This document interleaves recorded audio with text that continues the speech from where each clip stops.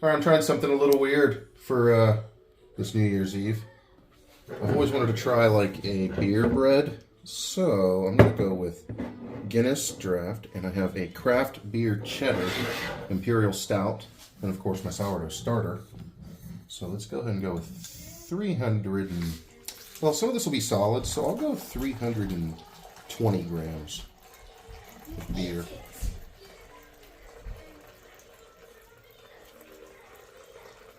I don't know if there's 320 grams of beer in a bottle. This might be a 2-bottle situation. Oh.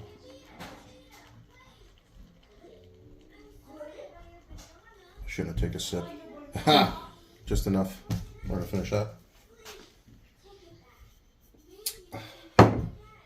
Now, we'll go 150 grams of our active starter. Delilah looking fresh tonight. Smelling even better. Bubble, bubble, bubble. Bloop. I've never tried this before. The beer might kill the yeast. I have no idea. We're going to find out. If not, it'll be a tasty focaccia. Looking for 150 grams.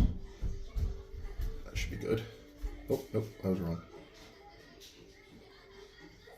Well, for sure that's got it, right? Nope. A little bit more. Break that off. Perfect. All right. Save the rest for a normal loaf of bread so that my children don't have to eat beer cheese bread. Okay, so now we're going to add our flour and our salt.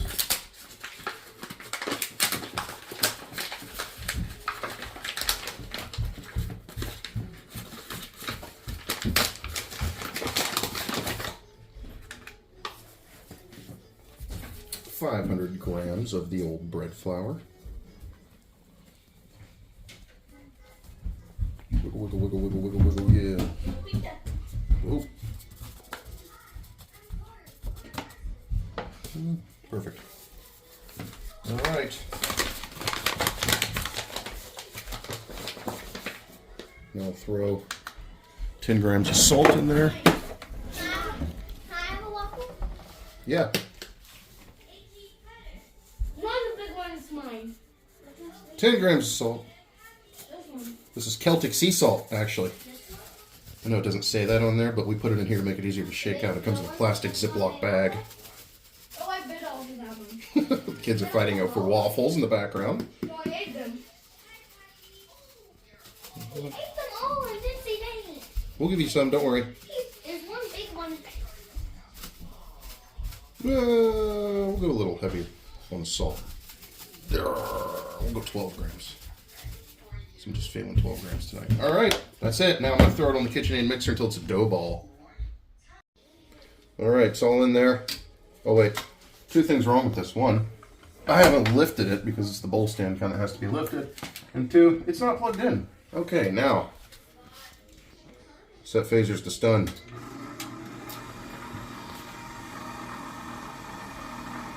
We're not going to really sit here and watch this for 15 minutes, are we? I don't think so. We'll catch up with you when it's done. Hasn't even been 15 minutes and this dough ball is already well formed. So I'm going to probably hit the brakes on that and transfer it to my all-American large mixing bowl. More on that in a moment. So the dough is well mixed, looking kind of cool. I'm going to transfer it to a mixing bowl so that it can do its stretch and folds and proofing and everything. Now the story on this mixing bowl is a good friend of ours from church, Gloria, filled a Southeastern Ohio boy's Christmas wish and was able to track down a 1998 model Longaberger pottery mixing bowl made in Zanesville, Ohio. And this thing is in excellent condition. So I will be making my bread in this tonight. So I'm going to go ahead and clean it out so that it doesn't have the residue of the hardworking folks of Zanesville touching it. And get my bowl transferred to it, or my bread transferred to this bowl. Alright, I've cleaned the bowl out. I've officially rinsed away the ghost of Dave Longaberger past. And I'm going to be transferring my beer sourdough bread dough over to this ceramic bowl. I'll get a little stragglers off the metal here in my bowl scraper.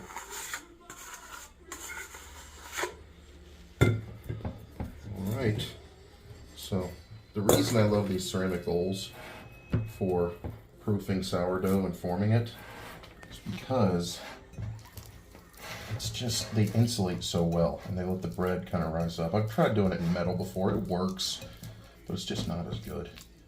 You get a much better insulation from a ceramic bowl than you do from a metal bowl, in my opinion, unless you're going to be storing it in a warm place. So I'm going to cover this with some plastic wrap and then let it set for 30 minutes and do my first round of stretch and folds. Alright, it has been a half an hour. I also made a second loaf here in the old and busted. This is the new hotness, so. For the stretch and fold, you get your fingies wet. And what you're going to want to do is just bring up the bread, fold it in on itself, hit the other side, stretch, and fold it in on itself. Stretch as much as you can without breaking the bread. What you're doing is you're building up, oh, my hands are not wet enough, so the bread's sticking to me. You need to build these gluten networks in here. So you're stretching it out to build the gluten. And then what I like, this is typically good enough. If you're starting out, this is a good way to stop and be done with your first stretch and fold. I like to do these little stretch, fold, slap things where you fold it up and slap it on itself. This is just building extra strength in the dough. And that extra strength is going to let it stretch a little bit and be softer and chewier on the inside when you're done. But you don't have to do this at all. I've seen people do no-knead recipes where they literally mix it once and then let it rise until it's ready to bake. This is just my method. And I like to do this until the bread has like a nice tight kind of skin on top that's almost starting to split. And then done. So we cover it with a tea towel, plastic wrap, or in my case I use these little shower caps. And you're done. Stretch and fold one in the books. We got 3 more to go. Stretch and fold number 2. Get your fingies wet. Lift it up. Stretch it out. Alright. See how it's starting to kind of tighten up like that? The reason we let it rest between stretch and folds is because it allows the dough to relax.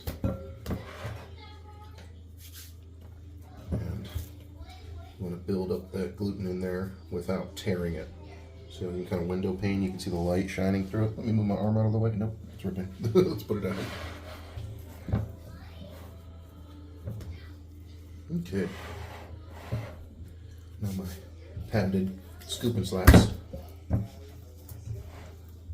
And this kind of laminates those layers together.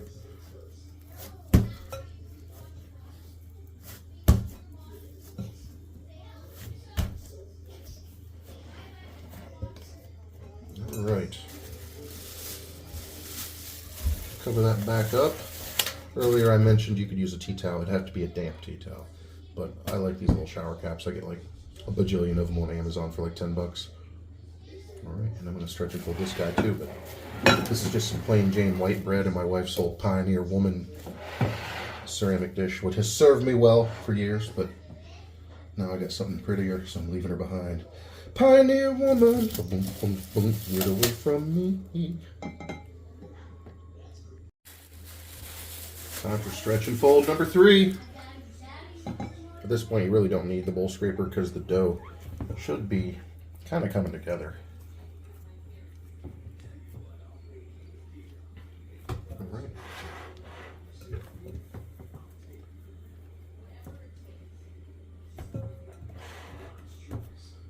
It's a little dry though. It's got a little water. I put extra Guinness in there because I know it's not 100% water, but I think it's a little more dry than my typical loaf hydration because there's always a little bit of extra solids in a beer. Okay, so I'll get it a little wetter. All right. All right. So I got a little too wet. Oh well, it'll be fine. This will be the final stretch and fold. After this, we'll do the bulk fermentation, which could take 2 to 3 hours in a warm place.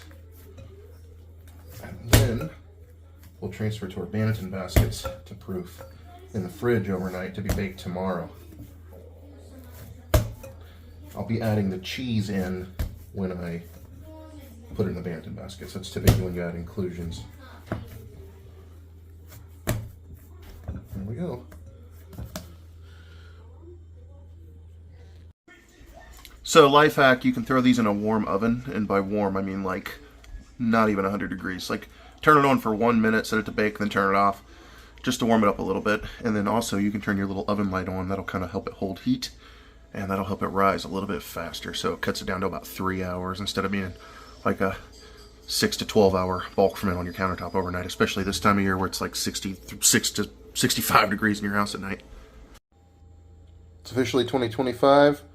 And the bread's almost done proofing, so it's time to cut up the craft beer cheddar imperial stout so that we can add it to the bread when we're putting it in the banoton baskets.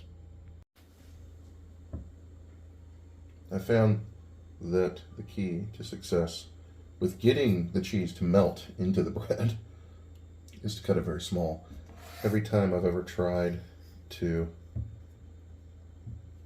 cut larger chunks of cheese, it doesn't melt, and then I end up with big hard knobs of cheese in the middle of my bread.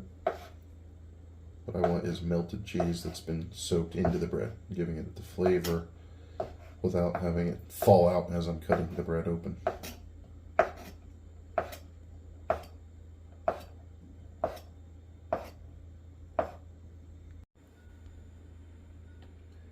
Is that bread made with beer from Ireland? Because it be Dublin. Alright. It is now time. It is now proofed enough after 3 hours that I am going to dump it out on my countertop, add my inclusions, and then get it into the banoton basket. So I like to put a little bit of this rice flour on top. And then put the rice flour on a clean work surface.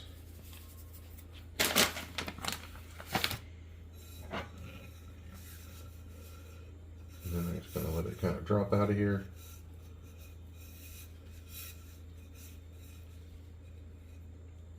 And most of it came out. Let's get my little scraper, handy dandy scraper. Every drop of bread is to be used. Alright, now I'm going to stretch that out and add cheese to it.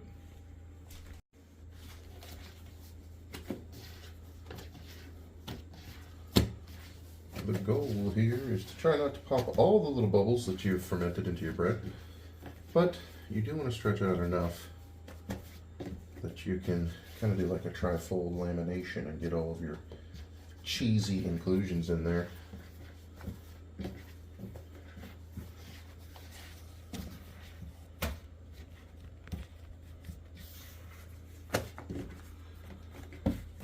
Isolate. I'm ready for bed. So we're gonna get this cheese on there and get it into the basket. And let it do its thing in the fridge overnight. And we'll bake it in the morning. Try to spread the cheese out as evenly as possible. You don't want it all clumped up in one area.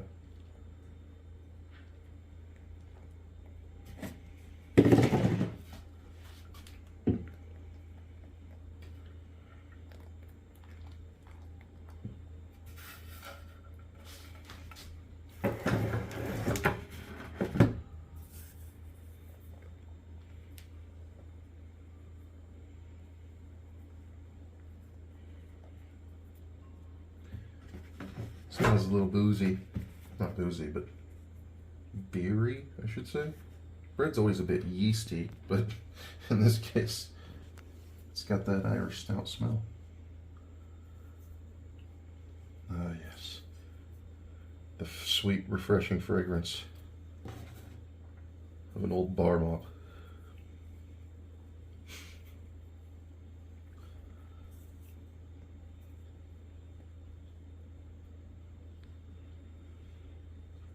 Okay.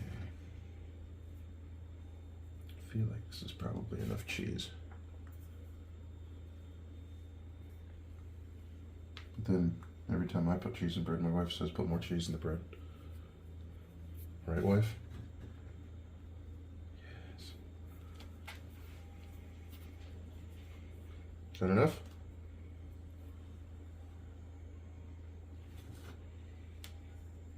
Abby doesn't have a speaking role in this film, so she just nods silently in the background.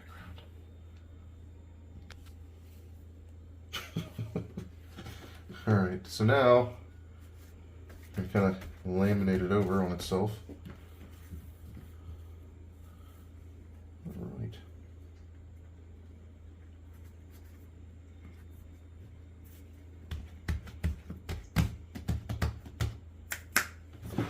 More cheese.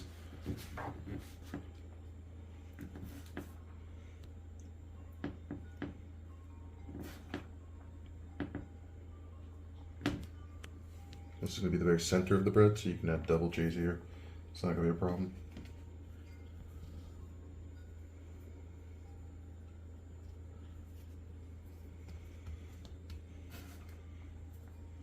Whenever you're putting cheese in your bread, one word of warning is not to use like the pre-shredded cheeses.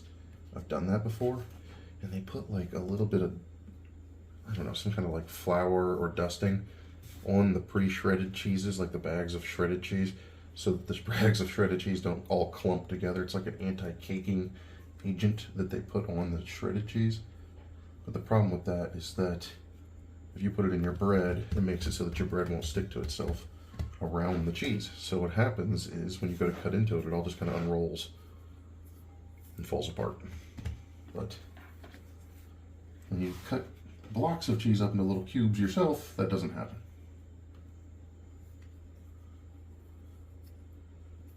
That's enough.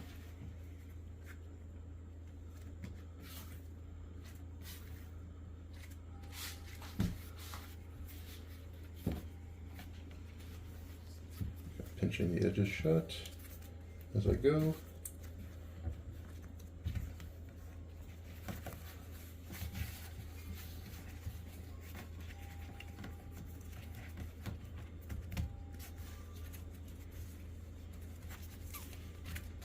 Okay, and we're going to kind of laminate it together and some push and pulls. Try to close these sides up. Just got to be careful not to overdo it, because you'll actually start to tear the outside skin open, and you'll see the cheese kind of popping through when that happens. Now, time to get it in the basket.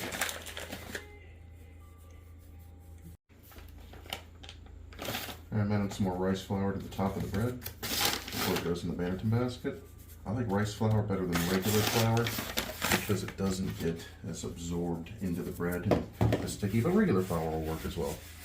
I used regular flour for about a year before I started using rice flour. Add a little bit more to the top of this, and I will cover it back up and let it proof on the countertop for a little while, and then I'll put it in the fridge. Letting it proof on the countertop in this ambient temperature, it'll proof a little faster. If I'm not baking it till midday tomorrow, I might as well just put it in the fridge now. We'll see. I'll decide after the video is done. So this has been in the fridge overnight. We are at 4 p.m. the next day. This is definitely proofed and ready to go. I'm going to sprinkle a little bit more of the rice flour on top. A little bit more on my silicone baking sling thingamajig. But if you don't have one of these, you can just use parchment paper. Either way is fine. So, you can kind of see the lines from the banoton basket. It would be at this point that you could carve yourself a pretty little design on the side if you wanted to. I'm not a big fan of the pretty little designs at the moment, so I'm just going to be lazy. And you can score it now if you want to, so that it has a place to expand as it's cooking. Or if you have one of the new bread oven Dutch ovens, you can put it in there for about 5 minutes to kind of let it start to rise and then score it. Just take the little lid off and score it. But just for demonstration purposes, I'm going to go ahead and score it now.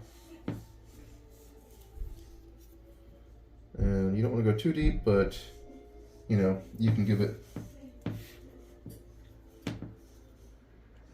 if you give it like a nice angle, almost like a 45-degree angle, it'll get a better ear on it.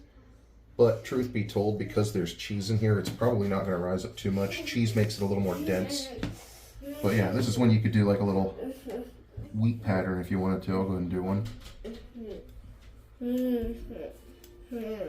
We have a princess in the house here that's walking around talking to us. Hi, Cinderella. All right, so now I'm going to go ahead and put this in the oven. I've been preheating our Dutch oven up to 450 degrees. This is the bread version of a Dutch oven. I already baked one loaf in here. And now I'm about to bake a second loaf. So again, like I mentioned earlier, you could put it in here, close it up, give it 5 minutes, then score it. But that's not what we're doing tonight. So put your lid on there. I'm going to put it in the oven. And I'm going to set my timer for 30 minutes. And we'll check it then. Ready? Mm-hmm. Go ahead. The alarm is going off. It's been 30 minutes. So pull it out here. And take that off. Looks like the cheese is starting to cook already. So we're going to put it back in the oven uncovered. And we're going to drop the temperature on it. Because there's cheese in there, I like to drop it to 380. Typically we go 400. And I'm going to give it, I'm going to say 10 minutes, then I'm going to check it. I don't want it to burn too much, but I definitely want the cheese to melt. It's been 10 minutes. Let's check it out. Yeah, it's looking pretty done. So that's our beer and cheese loaf. And for comparison,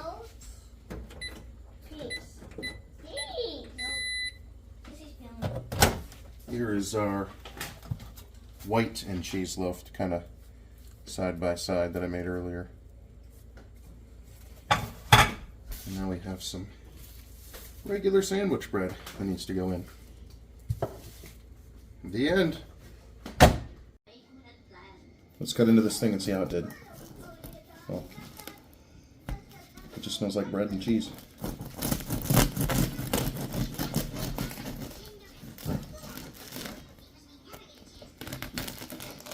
A sharp knife is a must with the sourdough.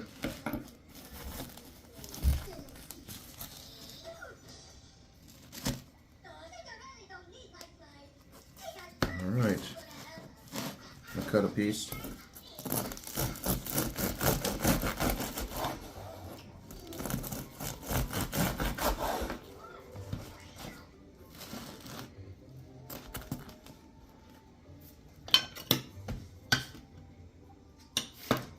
A little bit of butter.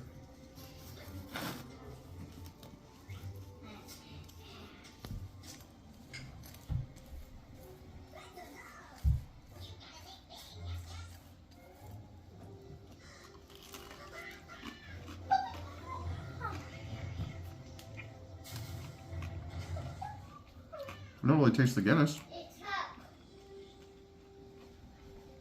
I guess I do. It's pretty good. I think it's a keeper. We'll try that again.